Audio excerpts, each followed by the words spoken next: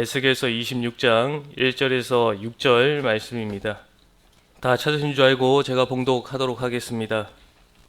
11째 해 어느 달 초 하루에 여호와의 말씀이 내게 임하여 이르시되, 인자야, 두로가 예루살렘에 가나여 이르기를, 아하, 만민의 문이 깨져서 내게로 돌아왔도다.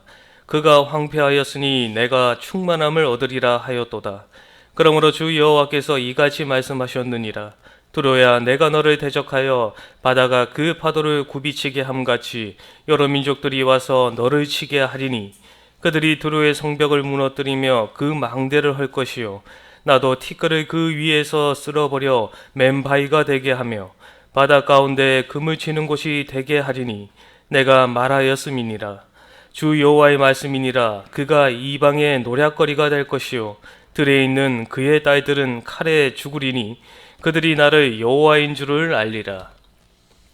오늘 본문 말씀을 통하여서 두로가 받을 심판이라 라는 제목으로 말씀을 전하도록 하겠습니다.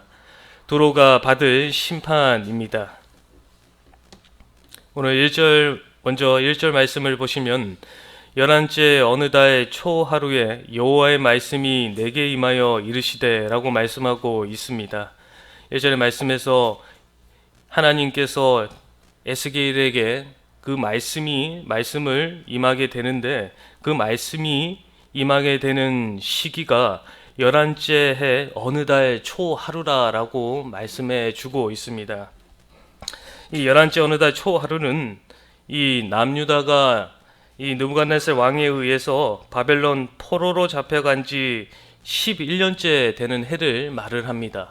11째 되는 날, 여호와긴 왕이 잡혀가는 그 때를 말을 하는데, 그리고 또 한편으로는 이제 그 남유다의 시드기야 왕이 11년째 하고 있음을, 이 왕을 하고 있음을 이 말씀해 주고 있습니다. 그리고 또 하나는 또 무엇이냐면, 이 11째 달 어느 날 그 하나님의 말씀이 에스겔에게 임하게 되는데, 그 임하게 되는 그 11째 달 어느 달 초하루, 그때 이제 남유다가 멸망을 하게 됩니다. 하나님께서는 에스겔에게 말씀하시는 그 말씀이 이제 남유다가 멸망한 그 시기에 이제 말씀이 임하게 되는데, 하나님께서 에스겔을 통하여 말씀하시기 원하시는 그 말씀은 무엇이냐면 2절에 말씀해 주고 있습니다. 2절에 말씀해 보시면 하나님의 그 말씀은, 두로가 예루살렘에 가나여 이르기를, 아하, 만민의 문이 깨져서 내게 돌아왔도다. 그가 황폐하였으니 내가 충만함을 얻으리라 하였도다. 하나님께서 에스겔을 통하여서 말씀하시고자 하는 것은 이 두로에 대한 말씀을 하고 계십니다.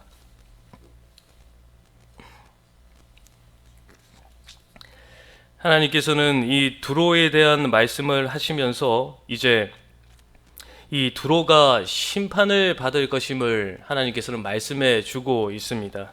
그러면서 왜 두로가 하나님의 심판을 받게 되는 그 이유에 대해서 또한 이제 2절에서 말씀해 주고 있는데, 그 이유는 무엇이냐면 이 마지막 하반전에 말씀해 보시면, 내가 충만함을 얻으리라 하였도다 라고 두로가 말하였기 때문에 그것에 대해서 하나님께서는 심판할 것을 말씀해 주고 있습니다.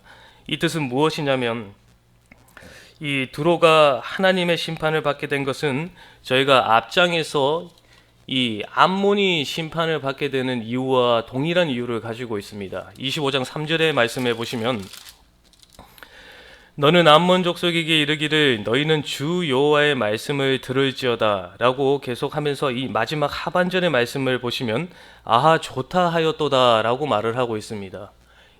남유다의 그 멸망을 통하여서 이 암몬이 좋다라고 말하였습니다. 그리고 6절의 말씀해 보시면, 이 손뼉을 치며 발을 구르며 마음을 다하여 멸시하며 즐거워하였다라고 말을 하고 있습니다. 이와 동일하게 두로 또한 이제 이 남유다의 멸망을 바라보면서 내가 이제 그들을 통하여서 충만함을 얻을 것이다 라며 그들의 멸망을 기뻐하였습니다. 그러기에 하나님께서는 그들의 악한 모습을 보시고 이제 두로를 심판할 것을 말씀해 주고 있는데, 여기서 말을 하는 이 드로의 의미는 이 바위를 뜻합니다. 바위를 뜻하는데, 이 바위라는 뜻과 같이 이 드로는 이 해안가에 위치하고 있습니다. 해안가에 위치하고 있는데, 그 해안가에 위치하고 있으면서 해안가에서 조금 안으로 들어온 그 암벽지대에 그 터를 잡고 있었던 나라였습니다. 그렇기에 그들에 있어서 다른 나라의 침략을 막기에도 좋은 곳에 있었고, 그리고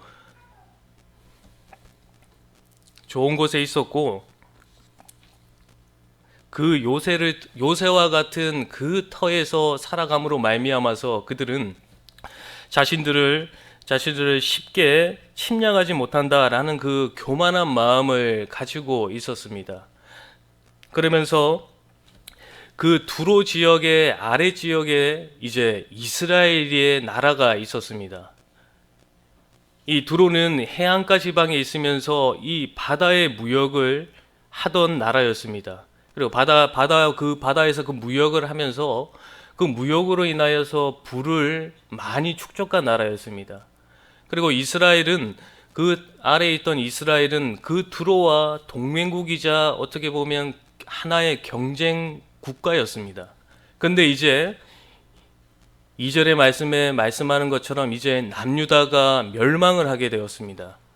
그렇게 되니까 이제 남유다가 가지고 있었던 그 모든 부 또한 이제 무역과 그 축적을 할 그 부 모든 것들이 이제 두로에게 돌아오게 된 것입니다. 그렇게 되니 이제 두로가 만민의 문이 깨졌다, 2절에 말하는 그 만민의 문이 깨졌다라는 것은 이제 남유다가 멸망을 하였다라는 것을 말을 해줍니다. 예루살렘이 멸망하였고, 이제 문이 깨져 멸망하였고, 이제 남유다가 황폐하여지게 되니 이제 이 모든 것들이 우리에게로 돌아오게 되었으니 우리는 이제 충만함을 얻을 것이다 라고 기뻐하였던 겁니다. 그에 하나님께서는 그런 교만한 마음과 악한 행동, 그 모습을 자시하지 않으시고 이제 두로에 대해서 이제 심판의 말씀을 전해주고 계시는 겁니다. 그러면서 이제 3절에서부터 마지막 절 6절의 말씀까지는 그 두로가 받을 심판에 대해서 하나님께서 말씀해 주고 있으십니다. 3절의 말씀해 보시면, 그러므로 주 여호와께서 이같이 말씀하셨느니라. 두로야, 내가 너를 대적하여 바다가 그 파도 굽이치게 함같이 여러 민족들이 와서 너를 치게 하리니 라고 말씀해 주고 있습니다. 이것을 바른 성경으로 보면 좀 더 쉽게 번역이 되어 있는데, 이 바른 성경 이 3절의 말씀을 보시면, 그러므로 주 여호와가 이같이 말한다. 보아라, 두로야, 내가 너를 치겠으니 바다가 파도를 일으킨 같이 내가 너를 치기 위해서 수많은 민족들을 올라오게 하겠다라고 말을 해주고 있습니다. 하나님께서 이 이스라엘의 멸망을, 남유다의 멸망을 바라보며 기뻐하였고, 그리고 교만하였던 두로를 이제 치겠다라고 말씀을 하시는데, 어떻게 치겠다라고 말씀하시냐면, 바다가 파도를 일으키는 것 같이 수많은 민족들이 너희들에게 와서 파도와 같이 너희를 칠 것이다 라고 말을 해주고 있는 것입니다. 여기서 말을 하는 여러 민족들은 그 주위에 있는 바벨론과 이 여러 이방 나라들, 동맹국들을 말을 합니다. 그들이 이제 일어나서 파도와 같이 너희들 이 두로를 칠 것임을 말씀해 주고 있는 것입니다. 그럼 어떻게 그들이 이 두로를 칠 것인가? 4절의 말씀을 보시면, 그들이 두로의 성벽을 무너뜨리며 그 망대를 할 것이요, 나도 티끌을 그 위에서 쓸어버려 맨바위가 되게 할 것이다 라고 말을 합니다. 제가 앞서서 이 두로가 바위를 뜻한다 라고 말을 했습니다. 그리고 암벽지대에 있다라고 제가 그 털을 잡고 있다라고 말씀을 하셨는데, 그 암벽지대, 그 돌 위에 털을 잡고 있던 그 두로가 맨바위가 될 것이다 라고 하나님께서 말씀을 하십니다. 결국 그 두로를 쓸어버리시겠다라고 말씀을 하시며 결국 남게 되는 것은 그 터만 남게 돼, 그 바위만 남게 될 것임을 말씀해 주고 있는 것입니다. 그러시면서 계속해서 그 말씀이 이어지는데 5절의 말씀을 보시면 바다 가운데 그물이 치는 곳이 되게 하리니 내가 말하였음이라 주 여호와의 말씀이니라 그가 이방의 노략거리가 될 것이요 라고 또 말씀해 주고 있습니다. 이 5절의 말씀해 보시면 바다 가운데 그물 치는 곳이 되게 할 것이다 라고 말씀해 주고 있는데 이 그물을 치는 곳이 되게 할 것이다, 이 의미는 이 그물을 말리는 곳이 될 것이다 라는 의미를 또한 가지고 있습니다. 이 뜻은 무엇이냐면 하나님께서 이제 두로를 쓸어버리시고 그 바위만 남은 곳에 이제 그물만 말리는 곳이 될 것이다 라고 말씀을 해주고 있는 것입니다. 즉 이제 그 땅에는 아무것도 남지 않고 남는 것은 없을 것임을 말씀해 주고 있는 것입니다. 그러면서 이 두로가 이 이방인의 노략거리가 또한 될 것이며 6절의 말씀에 보시면 이 들에 있는 그의 딸들은 칼에 죽을 것이고 그들이 나를 여호와인 줄 알 것이다 라고 말씀해 주고 있습니다. 에스겔 선지자를 통하여서 하나님의 말씀이 임하게 된 이 두로의 심판의 결과는 이 두로의 그 모든 것이 사라질 것임을 하나님께서 말씀해 주고 있는 것입니다.